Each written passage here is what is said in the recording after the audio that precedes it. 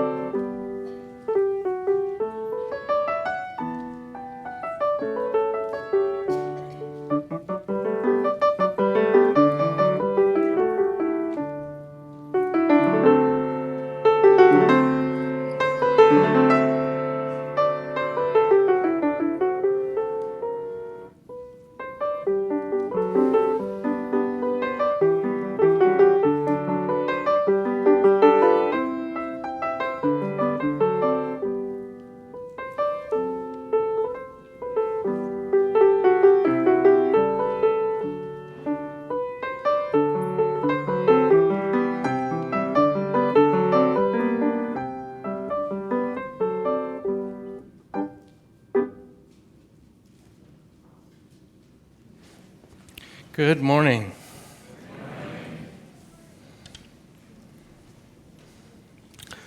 Holy and beautiful, the custom which brings us together in the presence of the Most High, to face our ideals, to remember our loved ones in absence, to give thanks, to make confession, to offer forgiveness, to be enlightened, and to be strengthened. Through this quiet hour breathes the worship of ages, the cathedral music of history. 3 unseen guests attend: faith, hope, and love. Let all our hearts prepare them place. It was by Robert French Levins. Our chalice lighting this morning is going to be presented by Ms. Ellie Hobbs and Julia Wilmartina. Please come up.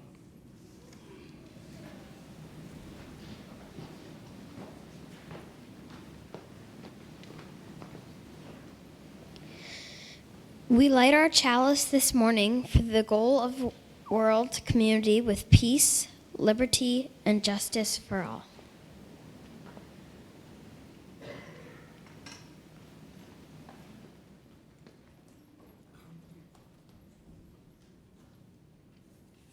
Good morning. Please rise in body or spirit to join in our opening hymn. And please remain so for the affirmation that follows. The words will be projected to the screen.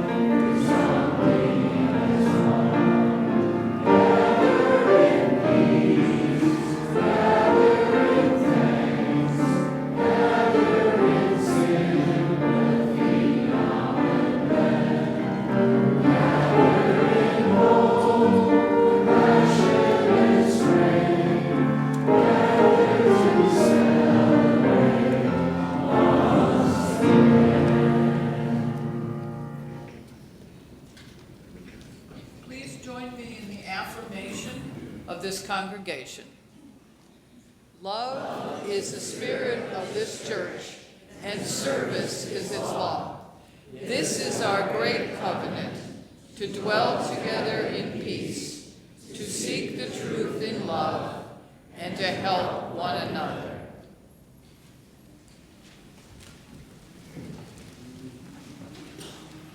It is time to gather, and this is a time when we get to share in a story or a lesson that helps build on today's religious education class as well as the service.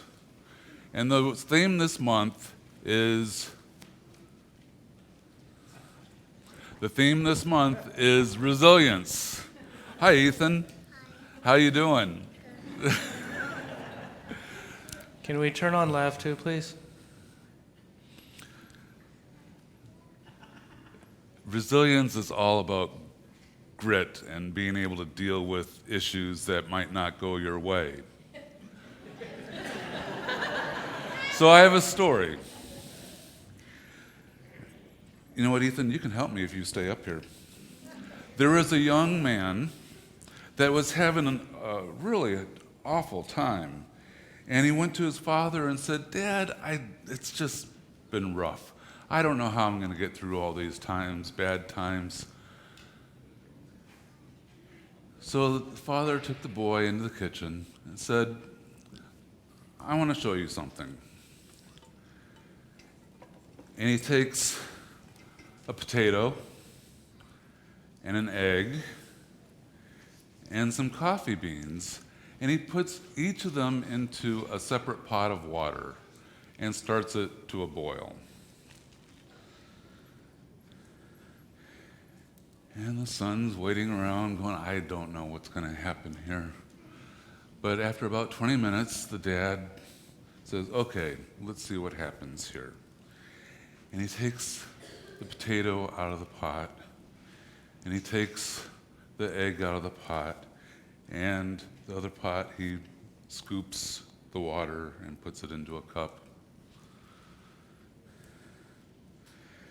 And he says to the son, "Do you notice, what do I have there?" He goes, "Well, you have potato, eggs, and a cup of brown water."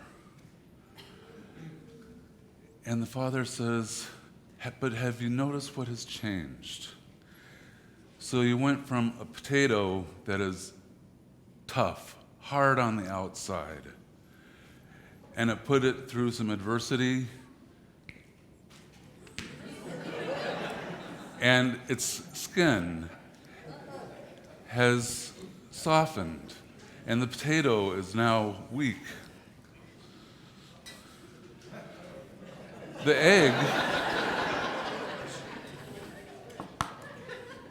egg, which usually has a hard outer shell but is very weak inside, now is hard on the inside. And the water is now coffee." And the son's like, "Okay, but what about it?" He goes, "Well, you take these three things and you give them adversity. You put them in the fire.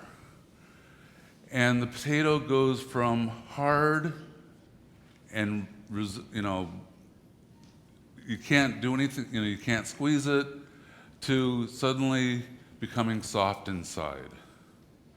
Whereas the egg was soft inside, but it's with the outer shell, now it became hard inside. But the coffee beans, they were different. They changed the environment that they were in. So he asks his son, "Are you the potato, the egg, or the coffee bean?" Please stand and body our spirit. Join us in singing hymn number 347, "Come Sing a Song with Me."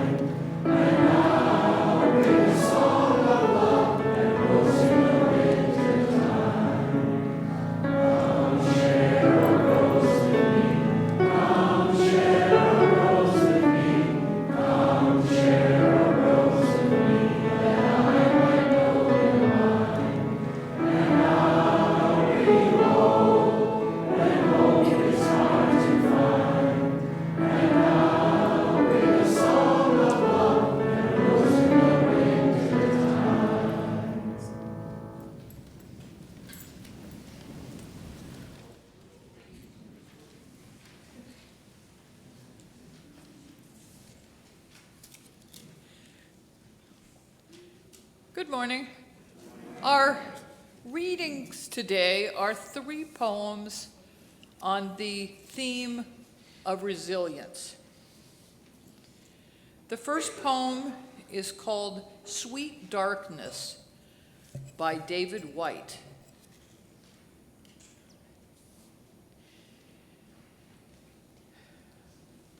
When your eyes are tired, the world is tired also. When your vision has gone, no part of the world can find you. Time to go into the dark, where the night has eyes to recognize its own. There, you can be sure you are not beyond love. The dark will be your home tonight. The night will give you a horizon further than you can see. You must learn one thing: the world was made to be free in. Give up all the other worlds except the one to which you belong. Sometimes it takes darkness and the sweet confinement of your aloneness to learn. Anything or anyone that does not bring you alive is too small for you.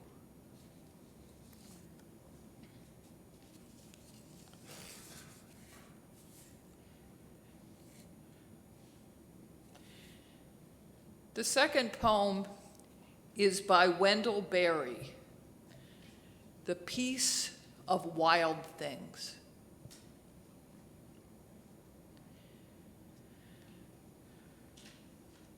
When despair for the world grows in me, and I wake in the night at the least sound, in fear of what my life and my children's lives may be, I go and lie down where the wood drake rests in his beauty on the water and the great heron feeds.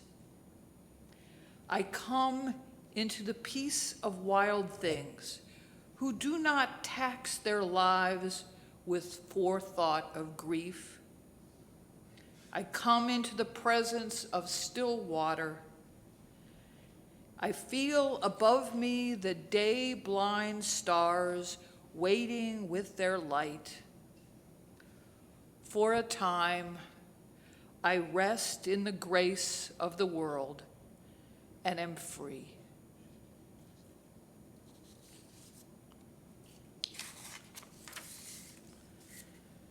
The third poem is by Rumi, called The Guest House. This being human is a guest house. Every morning a new arrival, a joy, a depression, a meanness, some momentary awareness comes, an unexpected visitor. Welcome and entertain them all, even if they're a crowd of sorrows who violently sweep your house empty of its furniture. Still, treat each guest honorably. He may be clearing you out for some new delight. The dark thought, the shame, the malice, meet them at the door laughing and invite them in. Be grateful for whoever comes, because each has been sent as a guide from beyond.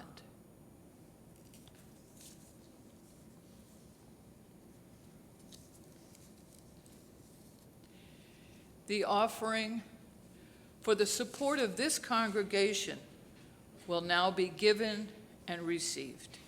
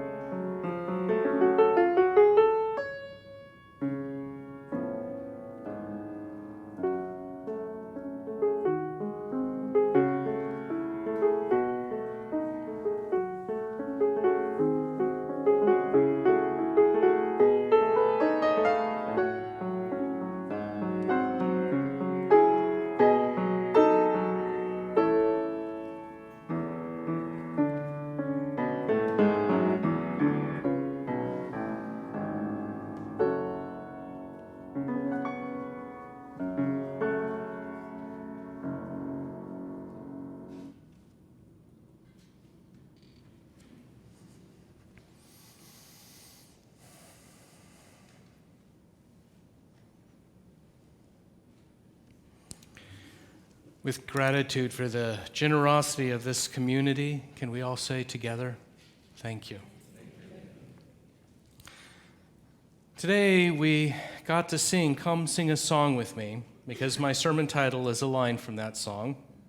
We sing about finding hope when hope is hard to find. As I look around at what is happening in the world, it really does seem like hope is hard to find.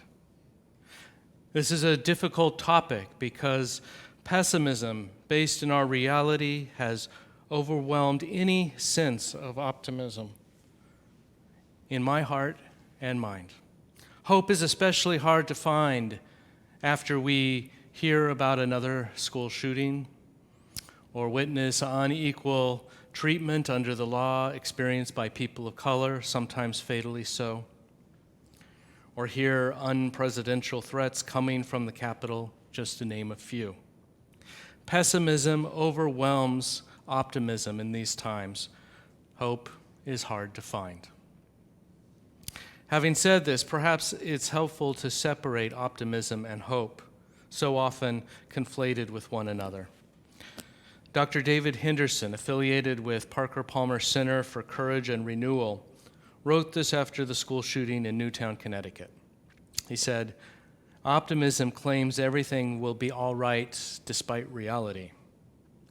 Hope accepts reality, the poverty of spirit that underlies all fear, instigates all tragedies, bureaucracy, and institutional inertia.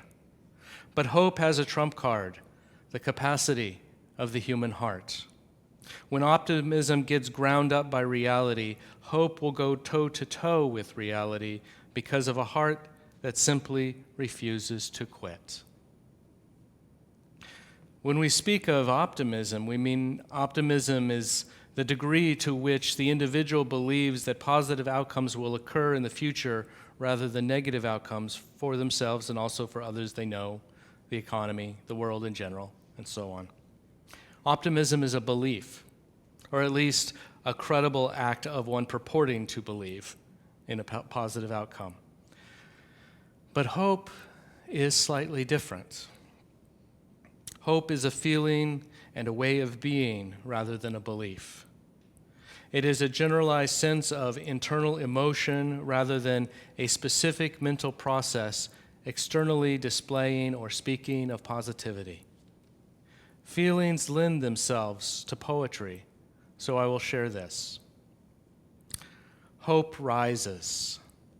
It rises from the heart of life here and now, beating with joy and sorrow.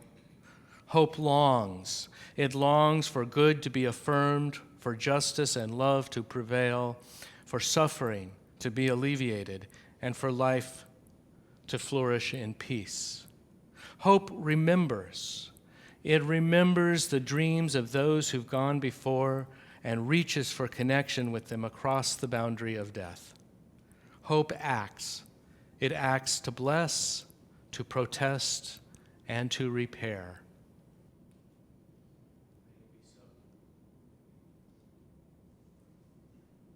This poem, can you turn on the pulpit? My headset's not working. This poem, or prayer, was co-written by the Reverends John Burens and Rebecca Ann Parker. I apologize, we seem to be having difficulties with sound this morning. My hope is like a well. I will trust this metaphor won't get lost in our age of modern plumbing. In some places, even today, people dig wells to get access to water that is flowing slowly and deeply below the ground. A well dug deeply, tapped into an aquifer or an underground lake, so to speak, will last many years longer, and the water will be of better quality than surface water. In my metaphor, I think of hope like a well. Actually, like the water that rises up out of the well. Like the water below the earth, there is a reservoir of hope that runs through our community, flowing deeply, but ever so surely. And if we can dig down deep, if we can look beyond the surface, we can find and tap into that hope. Sure, there are things happening in our country, tweets that are causing upset and instability, accusations fly. These are surface impurities. We must go below the surface to find quality, purity, a hope that cannot be polluted by politics or misinformation. And just as in days of old, when the digging of a well for water was a group or community endeavor, so it is with us accessing our well of hope. It doesn't always work finding that sense of hope alone, but together we help each other, we support each other, we encourage each other, and so we are able to access our well of hope together. All of this talk of hope brings to mind for me that maxim from Corinthians, faith, hope, and love abide. If I suggest faith is the beginning of our process in living life, then having hope is the culmination of the process. It is better to walk through life with a sense of hopefulness rather than in a state of depression. However, clinical depression is not something that one can get over just by thinking to oneself, be happy. You remember that song? It doesn't really work that way. So please understand that I'm not talking about hopefulness in terms of the daily emotion. Rather, I'm talking about hope as a lifelong endeavor. It's not merely something we feel, it is something we are working to achieve. When we read or watch the news, when we talk to friends and family members about tragic events, when we are down in the dumps, it is so difficult to see hope in the distance. But you see, hope is something we create. It's not a metaphysical concept that eludes the grasp of some people but not others. No, I believe that hope is one of the highest aspirations of life. It is looking at our goals and striving to work towards them. It is looking at the children born to the next generation, imagining the life each has before them. It is realizing that, as Dr. King once said, the arc of the universe bends towards justice. For example, who would have known just a few years ago that LGBT rights would have come to the forefront of social justice work in American society? Who would have known that institutional and ingrained racism would be called out and find allies of color, of all colors? Even just a few years ago, who would have known that power and patriarchy would be brought low by thousands of women who stood up and spoke out about self-entitled men who did not respect them or could not keep their hands to themselves? The arc of the universe bends towards justice. Indeed. In the hymn that was my inspiration for today, we sing that hope is hard to find. Although we do sing that, I don't actually believe it's true. I don't believe that hope is hard to find. I think it's easy to find when we are looking for it. And sometimes even when we're not looking for it. Just as long as I have breath, I know that I will always find hope. It is because, as we also sing, I answer yes to life. Answering yes to life is the very meaning of hope. It is how we create it. We do not always know how our lives will turn out. We don't know if we're going to achieve each and every goal we've set for ourselves. But we can all rest assured at the end of our lives that we have lived. We lived, and each one of us did the best that we could with the tools at our disposal. May it be so. A little shift in focus. I mentioned the surface impurities of political discourse that currently seems to pollute the airwaves, if not our well of hope. Generally, we try to avoid talking about civics and politics at church, although I'm sure most are aware that our churches all over the country experienced what we've been calling the Trump bump, a rise in membership after the 2016 federal election. Some things that come out of the Capitol these days are just jaw-dropping. So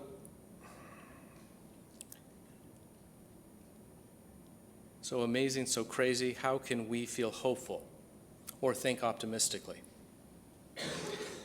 Hope is hard to find when listening to all that is happening in our country. Response to school shootings. Let's arm the teachers.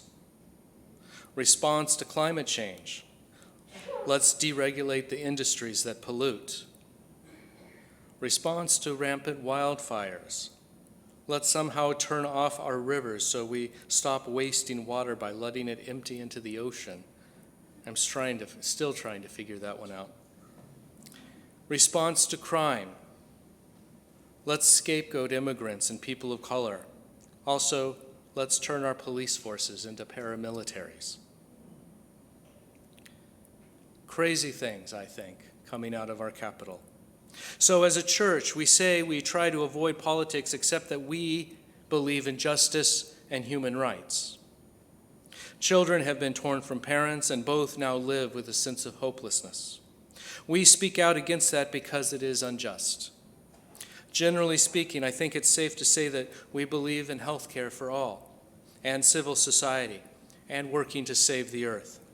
So while I cannot speak of current events optimistically, I am trying so hard to still be hopeful. How, you may ask? One simple answer is that when I stand in this pulpit and I look out at all of you, you give me hope. The day after the last federal election, on a weekday evening, the congregation I served at the time gathered together for a special service. I'm told something similar happened at so many congregations across the country, and perhaps you did something similar as well. We gathered to share from the heart what we were all feeling. Yes, there was a good deal of grief and pessimism in the room. I would say that some of the fears expressed have turned out to, unfortunately, be all too true. But another thing was also present when everyone gathered together and we could see each other's faces and hear each other's words. We collectively learned that we are not alone.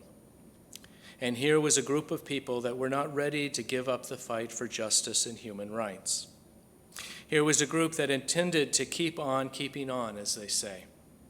In some form or fashion, this current presidency will come to an end. And we will still be here, all of us in all of our churches, and a great many others who share our values but may not be part of our churches also. I feel in this sanctuary what I felt in the other one at my previous church the day after the election. I feel hope. Hope is present in this room, in the hearts of people who go out into the world as if to say, as we go forth, may we carry the flame of peace and love.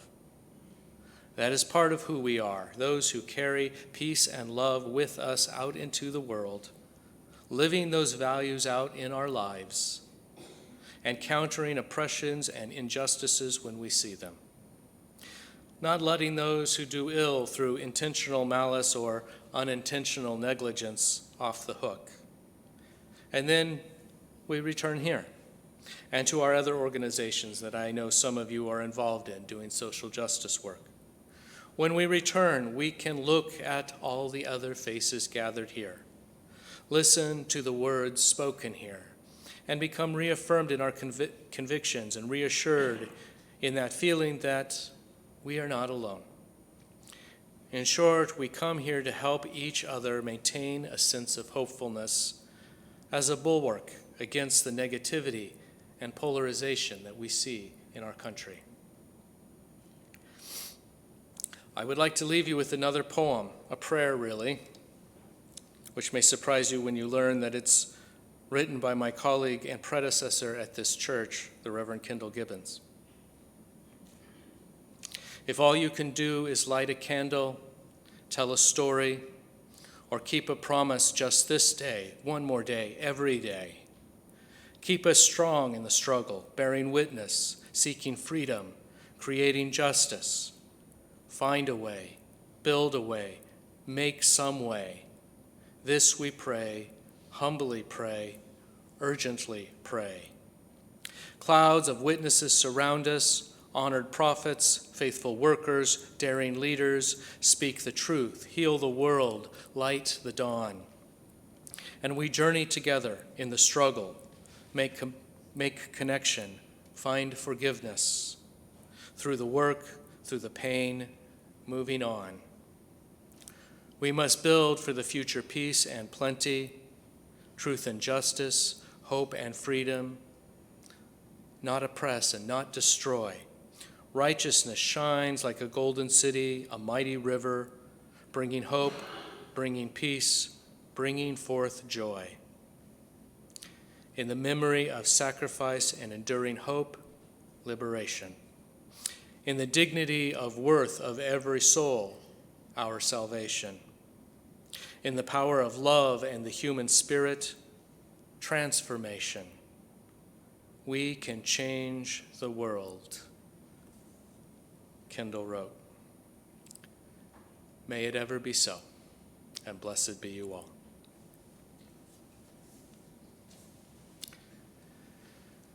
Our closing hymn is number 108 in the gray hymnal, and the words will be projected on the screen. My life flows on in endless song.